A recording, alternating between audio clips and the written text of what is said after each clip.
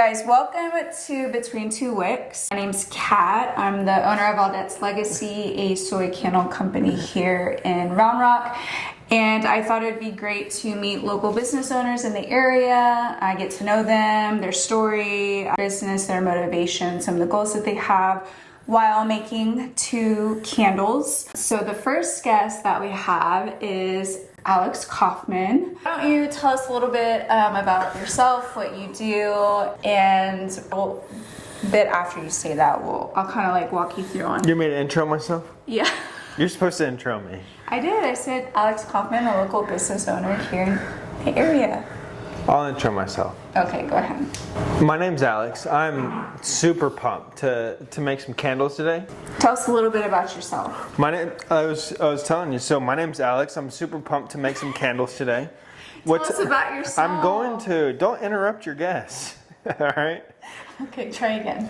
My name's Alex. I'm super pumped to make some candles today. What type of candles are we making? So we are making sugar skull candles. Sugar skull candles. These are clear. We also have pink, orange, lime green, and purple. And these are actually the candles that we'll be making at my upcoming workshops on October 20th at Mesquite Creek. And so this is 16 ounces. So we'll be making a 16-ounce candle, and we only use soy wax. One of the businesses that I'm involved in with my partners Matthew and Robert is at TR3 Capital. We buy commercial real estate investments, multifamily apartment complexes. We raise capital from our investors and invest alongside us as our partners. But today, make some sugar skull candy candles. No candy. No candy. So let's dive into it. You're gonna ask me questions along the way? Right, so while we're making the candle, I'll be asking some questions. So the first step within making a candle is placing your wick. And so you already have the wick pre-waxed with soy wax, which makes it simple. I'll have a double sticker. Okay. So you'll peel off the bottom and you'll stick it to the center of your wick. And you'll want to press really hard so that it is secure. Trust me, I've seen people that did not do that, and then when they poured the liquid into the container, it came up. Mm-hmm. So it does happen. And once you pour it, there's not really much. Okay, mine's on like super secure. Perfect. So then you'll just undo the second part of the sticker, and you're gonna take this, which is just a stir. And what you're gonna do with the wick is you're gonna try to eyeball it as center as possible. Once you feel like you got it, then you'll just use the stir to again ensure that it's secure. And to just double check, you'll just wanna tug on it a little bit. Tug. To ensure that it's there. So after that, people usually pick the scent that they want. You can mix and match these scents, or you can just do one. But you'll want to fill it all the way up into the 1 ounce part of this shot glass. You'll just want to make it. Which one are you doing? I'm probably going to do apples and bourbon or tonka and oud. I try to choose some false scents along with a clean scent, which is to get the stop. Paloma's pretty good. Yeah. So is pumpkin chai. Clean scent. And if you feel like you want to mix two of them, you'll just slightly keep both opened and kind of press at them at the same time to see how it would mix. Oh, that's smart. Good little candle making trick. Yep. So you were thinking what? I'm probably going to do either this one or this one. Those are my two favorite right now. So how long have you been in the real estate investing space? Do you think I'll answer in 1 sec. You think these two are good together? He's asking if apples and bourbon and pumpkin chai, which these are actually really good sellers on their own. It's not bad. I probably wouldn't choose it, but I'm doing it. Usually when it's like 4 cents into one, it's kind of complicated. How long have I been to the 1 ounce? Yeah, all the way up to the... So if you're doing 2 cents, yeah, you no, can do half and half, or you can do more. 75 and 25? Whatever makes a whole. 80, 20, 90, 10? 95.5. I've been in the real estate business for 7 years. And have you always wanted to do this? Yeah, not necessarily real estate. Always desired to be in business and invest, but real estate has proven to be the best investment for me and now our family. Before I go into the next question, so this is 16 ounces. We already did 1 ounce, so we're doing 15 ounces of wax. Makes Math. sense? Show them how you count. There you go. Anyways, so you're gonna fill this up to the 15 ounce line, which, you know, you kind of have to eyeball it, but it's basically It's there. like right below the 16. Correct. And then you'll just push this towards you. So you do have to kind of bend over to ensure that you're pouring at the correct line. And then after you have all the wax, then you'll use the shot, you'll pour in there, and then you'll get your stir. You'll stir for like 30 seconds to where you think that the oil and the wax is pretty much well mixed. And then after that, you'll pour it into the candle. Perfect. Natural, huh? Yep. Now you start. You guys. No, well, I need a little bit more wax. I didn't do the full six. Full six. Oh. I didn't do the full Our guest just hit me with his elbow. 16 ounces. I get to put in some flowers. Yes. So I was gonna say, after you pour, there's a lot of different dried floral up here. You can place it around the candle. See, you did a little. No, that was exactly 16 fluid ounces. Okay. Exactly. So before you do that, you'll want to add in your stuff. So this you'll just want to make sure it's centered. And I will say stuff that's heavier. Are these the flowers I gave you? Some of them, yeah. So like the things like the oranges are gonna fall right now because they're too heavy, but once the wax gets a little bit cooler, they won't fall. They'll stay to the top. So just keep in mind the heavier things. Prepared. Unless you want it at the bottom, which What are these things called? a lot of people do. Which, that is lavender.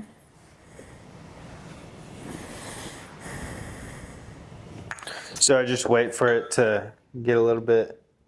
Yeah, but you'll not want to get on the table anymore because it's gonna ruin the way that it cools. So we're gonna. You're really sit down protective here. of this table. I am, because it's just so fragile with the things that it's holding. Okay, so you've been in the business for about 7 years. And can you tell us a little bit about what Tier 3 does? Who would you consider to be interested in Tier 3? What are some of the goals that you guys have? Yeah, good question. Like I said, we buy commercial real estate deals. And what does that mean? Is that like apartment complexes or like... Some of which, so I was about to get building? into. Some of which is apartments. We also own retail strip centers, shopping centers. We own one in Florida we bought this year with our investors. Bought a RV resort outside of Dallas with our investors in May. Right now what we're really looking for is 150 plus unit multifamily apartment complexes. All that would be considered commercial. So is industrial, warehouses, distribution centers. So would office, storage facilities, etc. But really what a lot of what we focus on and what we know the best is multifamily apartments. So that's majority of the types of assets that we're looking for. These are anywhere from like 10, as of right now, for the most part, these are, thank you. These are anywhere from like 10 to $30 million deals. Sometimes they're a little bigger, but 10 to $30 million deals, we'll get loans to buy them, and then investors will invest alongside us. The investors get 80% of the deal of ownership. We get 20% for putting it all together. We also invest in the deal alongside our investors and put money up with them. So why would you choose to do that if you're only getting 20% and the other people are getting 80%? Like, what does that benefit you? It's a good question. It benefits us a lot and the investors a lot too. We could probably charge more and make more and investors still be happy with it. But you have competition out there. There's a lot of other people doing the same thing. A lot of other businesses doing the same thing. Not the way that we do it, with the level of attention and care and communication and reporting and etc. that we provide. But you can go, there's tons of people out there who are seeking investments for real estate investments, right? Mm-hmm. So there's that level of it where you have to be competitive in the competition. 20% of a $30 million deal is a lot. 20% of that cash flow is quite a bit. 20% of that upside is quite a bit. We also do get paid for our work outside of that 20%. So we get an acquisition fee for putting the deal together and seeing it all the way through closing. We do get an asset management fee for managing the property manager, managing the asset, the taxes, the accounting, the bookkeeping, the paying of distributions, all the investor relations and everything. We also get paid a disposition fee when we sell it too. So we make a fee, small fee, but a fee. We do get paid for the time and effort that we're putting in outside of the 20% as well. But it's substantial and it's a lot. And 20% of a $30 million deal is way better and more than 100% of a $100,000 deal. You were saying that there's a lot of companies that do what you guys do, but not how you do it, with the level of care, the level of communication, and there's one other aspect. So for someone that is, saying me, for example, I know that I should invest, I know it's good to invest, but I don't want to do the work of finding all the things that it takes to get into that. I just want to be like, hey, Alex, here's X amount of money. Do with it, make the most of it, basically. Like, I would trust that person versus myself making a huge investment like that. How much do you have to invest? What did I come into 9 days ago? Anyways, so if there was someone like that, they don't really know who to go to or like what to look for, like what makes you guys better versus someone else. Like, what are some of the metrics or questions that they should be asking to find the right people to invest in? Yeah, good question. You should be looking for a good track record. Someone who has done this before and had success doing this before multiple times, right? Is ideal. You don't want to hand over millions of dollars to somebody who's never done this. You don't know if they're going to be good at it. They don't know if they're going to be good at it. Right? So track record, proven track record, somebody you trust, important. So not only are they investing in a deal, but they're also investing in you, the operator, right? So even if I was a passive investor and I was looking at a deal, if I thought the deal was really good, but I didn't trust the operator, I would not invest in the deal. Right? Even though the deal is good. So I'd be looking for qualities in a partner that I want to invest in and with, honesty, integrity, discipline, non-emotional when it comes to investment decisions and decision making, but the ability to make decisions, analytical, but someone who's wise enough to take calculated risks. There's always risks with investments. So I'd be looking for those things, and you should be looking for those things in somebody that you're investing in and with and, partnering with. Their level of communication, like we put out monthly reporting, we do monthly investor calls, we pay out monthly distributions of cash flow. A lot of people don't do that. A lot of people, number one, can't pay out monthly cash flow because they're not buying the right deals. Gia, she's joining. Gia's an investor with TR3 Capital. Gia, how many deals are you invested in? 5? She said all of them. Bandit's new, so he's not in any of them just yet. A lot of people can't pay out monthly distributions, which means that you can't take the cash flow and use it for whatever you want to reinvest it, right? So monthly distributions are important in my opinion. Monthly reporting and open communication is also important. a lot of people, are you watching? He's eating the plant now. A lot of people, they don't have great communication. So a lot of them will do quarterly reporting, no calls. Investors really don't know what's going on necessarily. And so we do. Do you feel like it's overdone then with like monthly calls, monthly newsletters, monthly, probably not on the cash flow part of it, but like what if people don't want to be, what if they prefer quarterly? Yeah, I mean, they don't have to participate. Right.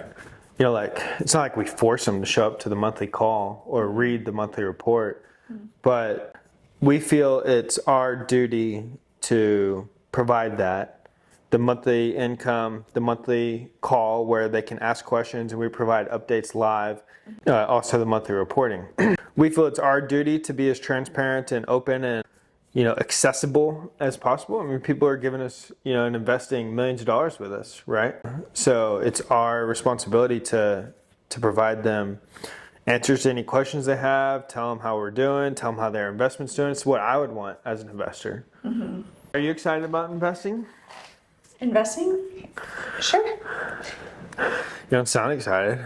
I don't want to be responsible, but I am excited when we buy a new property and I get to look at it. Most of the time I get to look What's at your it favorite part? before people. What's your favorite part? About buying it or the search? Or... When we buy a new property.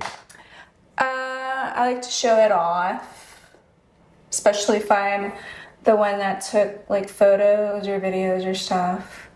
I like to give ideas on what we can do to improve it because I think about like living there and being like a resident. Like if I lived here, what would be nice to have? Because also I think that whatever assets we buy are a reflection of like not only us but like the way that we live, and so I don't want to buy not good properties, or if we do buy properties that aren't in the best of shape, to try to improve that. So do we have your endorsement? Yeah. Tier 3. Comment Tier 3 if you want more information. Have you ever purchased candles before? Yeah, I have. Not often. Yeah. And when you usually purchase, what are some of the things that make you purchase? Mostly the scent. What about the type of wick? Like this is a cotton wick, but there's wood wicks that crackle. No, I think the only wick I've ever, just something like this. Why didn't you get us a cool wick?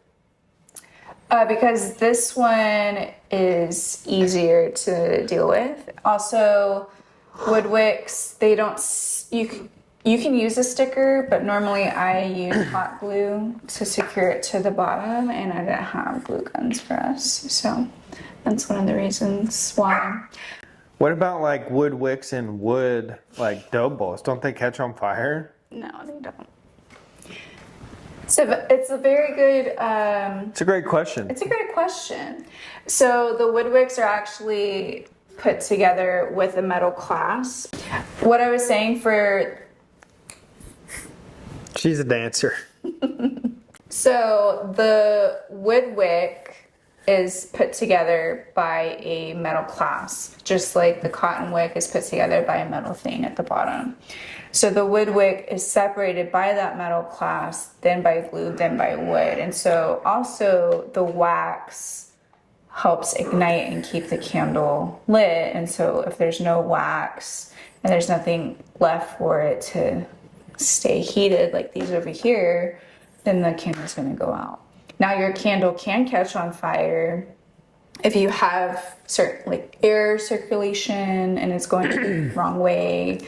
I've seen people that burn the candle like where there is no wax and they still try to do it and it's caught on fire. Or if they're making a candle at one of my workshops and they have one of the florals too close to the wick and it dries, the wick can catch the floral on fire, which normally just burns, but sometimes it could.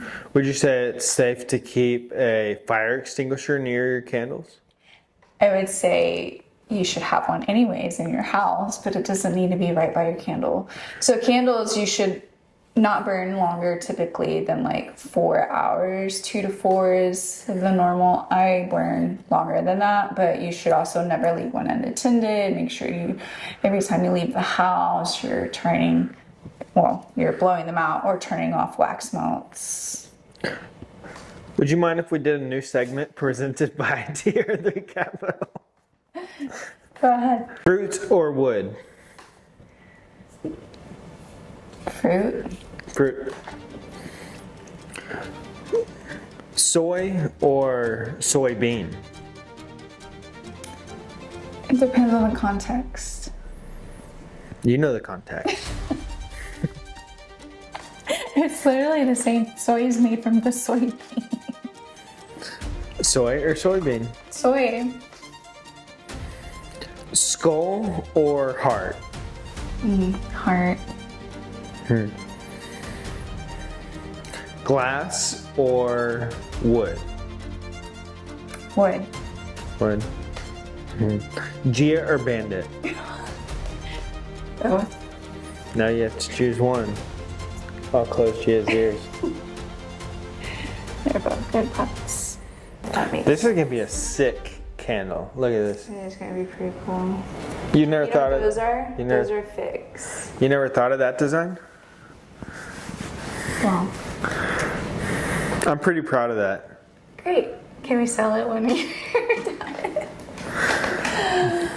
No, I want to bring it to my office, Oh, very nice. Yours is or I might give it to Gia. Yours is cooling faster than mine. What scent did you? Oh, you put the apples and bourbon and the pumpkin chai. So now you have to come up with a name. The Ace. The Ace. How is that your nickname? AC. Alex Oh, Coffman. got it. Duh.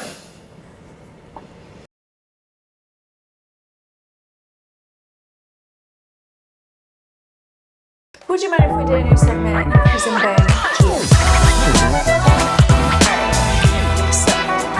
No, I'm a holder. You asked a question. Right hand is yes, left hand is no. Well, they're not yes or no questions. I was gonna ask, what's your favorite restaurant to go eat at in Round Rock?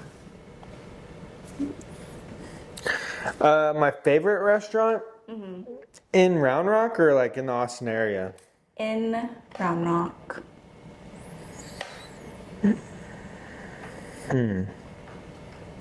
For seafood, Salt Traders. Oh, we got categories. Salt Traders / Louisiana Longhorn Cafe. For Tex-Mex, La Margarita. For fried chicken, Humble 22. For hamburgers, it used to be Fuddruckers, but now my favorite is Hat Creek. Pizza. Pizza, we don't really have many good options, so I would say, 500? well, for like, you know, self-rising crust, like New York style. Oh, now we gotta break it down into even more categories. New York style, I'd say Tony C's. Yeah. Coal-fired oven. And then for Detroit style, There's I only think, one option. yeah, the 313. I don't like. Pint House. No. I mean, their pizza's okay, but it's not great pizza in my opinion. I do really like Pint House Ranch. Pint House Brewery has the best ranch of any place. What about sushi? What's your go-to sushi spot? The place we go to, I don't even know the name. I think it's Sushi Conan. Cohen. Yeah, that's a good sushi spot. So is Sushi Nini, but I like Sushi Cohen better. I think it's a little bit more quality. It's probably a little bit more expensive than Sushi Nini, but Well, also the atmosphere is like elevated too. yeah, I feel more Japanese there. That's important. It's important. What about ramen? Well, there's only one place to get ramen, and it just got here. No, there's that one place that we ate at off of. Yeah, I don't like it. Ramen Tatsuya in Round Rock for ramen. And 3 of the places that I mentioned are all in the same shopping center. That's right. We go there a lot. For breakfast tacos, Tio Dan's Puffy Tacos or Cuarto's in downtown Round Rock. But Tio Dan's, I've never had the puffy taco. yeah, it's not really a breakfast taco. We don't ever go there for lunch or dinner or anything. Or ever. I think we ate there once. That's not true. You made me pick something up. Well, For your dad. if we have breakfast tacos, I typically make them. But Tio Dan's is really good because Tio Dan's is one of the only places that uses American cheese, shredded American cheese. Ricardo's good too. Oh, I do like that place. It's I think it's a Colombian place. I could be wrong. It might be a Mexican place over off 620 that we used to go to. Those breakfast tacos are good too. Oh, yeah. I'm not sure. Chinese food, we don't have many good options, but how. Unless that I think that's technically Austin, the dim sum place over off 620 that we went to. You mean my mom? Oh, yeah, that is. It's like Austin Cedar Park. Yeah, Austin. I think it may even be Cedar Park. Lake Light area. What's another food category? Sandwiches. Sandwiches, hoodie subs, all day. All day long. What about American food? Like what? Yeah. Well, there's the burger places. I just mentioned burgers. Hot toddy. Yeah. Steakhouses. Steakhouse. There's like salt. Oh, not salt. What is it? Starts with the S. Yeah. Saltgrass. Steakhouse. But there's also the new Round Rock doesn't have many good steakhouses. whiskey cake. Yeah, Round Rock doesn't have many good steakhouses either. They have Texas Roadhouse? No. Yeah, I mean they have all the chains, but they don't have like, any of the fancy chains, and they don't have any like really. As you know, I prefer my favorite steakhouse is this house. Oh, let's talk about that.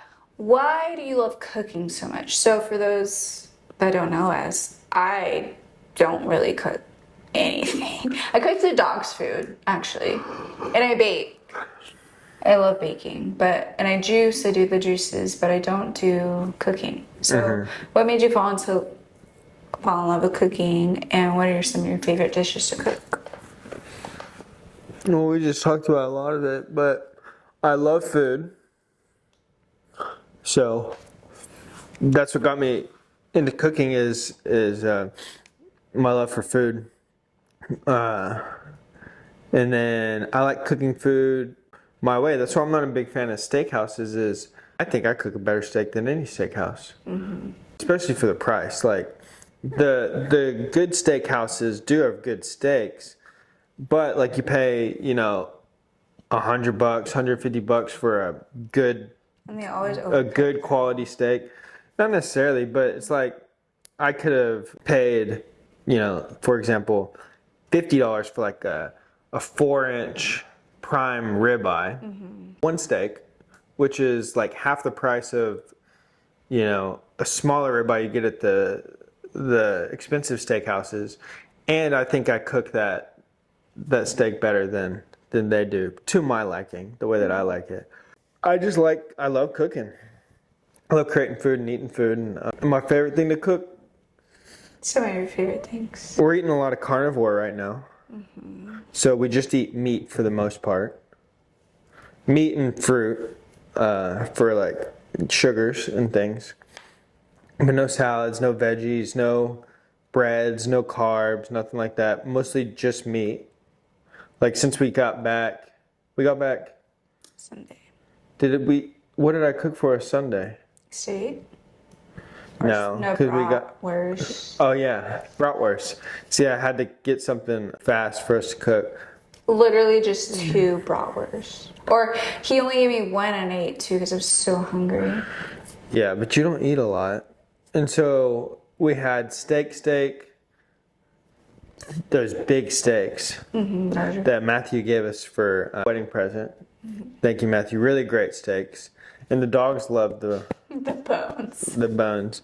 But yeah, so we're on carnivore right now. So we're that's not the best. Like that, like I love cooking Okay, so what are Mexican some of your... food, breakfast tacos. I love all types of tacos. I love sandwiches. Recently, elote has been really Elote is good. You know, I can cook all different types of Mexican food. I like Asian food and noodles, and I don't know. I can cook all different types of stuff. Like honestly, I could probably cook anything. There's most of the stuff that, you know, I never knew how to cook any of this stuff, but you just learn. Just watch a YouTube. Watch a YouTube video and just watch somebody make it, and then you can make it. So you like it a little bit. Look at your... And if I didn't cook, we'd starve. We wouldn't starve. We would just have a lot of peanut butter and jelly sandwiches and cereal Yeah. and frozen stuff. But what I really want to get us on is just cooking and eating food that we kill. So, Kat's been getting really into shooting lately. We're going to get her into hunting, you know, elk, deer, I hogs. think I can do it. Yeah, you can. I'll just consume. You can do it. But you have to do it. It's part of the process. You have to go through that process of killing an animal for food, skinning, processing the animal. Then at some point we probably will process our own in terms of like make our own sausage and things like that, but probably just at least initially until we have that full setup. Bring it to Hudson's. Hudson's is the best venison elk processor in the Austin area. They're off South Congress. They make the best sausage. They make the best venison sausage and elk sausage. And they'll do different types of stuff. Like they have the breakfast sausage. They have the sausage links. They can do Italian sausage. They can do bratwurst. But my favorite is like, yeah, ground. But my favorite is the garlic sausage. So, I mean, that's where I really want to get us to. That and having our own cattle that we butcher as well. And we'll just eat the food that we kill. I'm probably going to name him and be like, not Darla or Stacy. Why'd you name it Darla? I was thinking of a different name, but Darla just came up. I like to name animals Yeah, with people's names. that's fine. You're just going to have to be okay with taking its life. I don't think that's very profitable. One cow can cost like $900, and you think you're gonna get more than that in like the meat and stuff, and you don't even use all of the cow. All right, so number one, it's not necessarily about the finances.